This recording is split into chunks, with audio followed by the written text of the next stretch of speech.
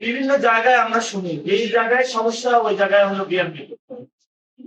আশা করছিলাম ওনারা ভালো হয়ে যাবে, কিন্তু লেস তো আর ঠিক হয় না। যতই সোজা করার চেষ্টা করা হয় এগুলোকে সোজা করা যাচ্ছে না।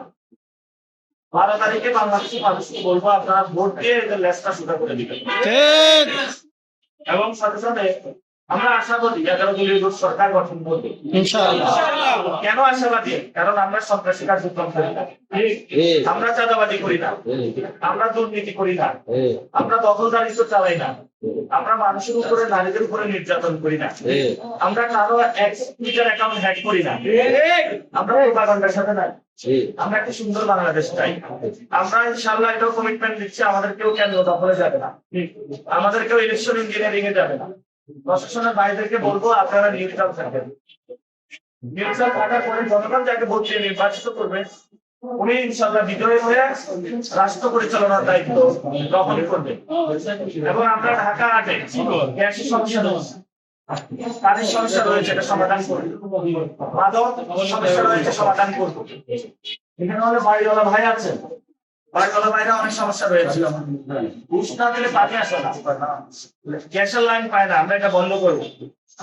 এবং সাথে সাথে এখানে নারীরা অনেক হেনস্থার শিকার হবে, আমরা সেটা বন্ধ করবো। আমরা ঢাকা 8-কে ইনশাআল্লাহ যানজট মুক্ত করবো ইনশাআল্লাহ। এবং এখানে সরকারি চাকরিজীবী যারা রয়েছে তাদের জন্য ভালো আবাসস্থান, খাদ্য, বাসস্থানের আমরা চিকিৎসা নিশ্চিত করবো।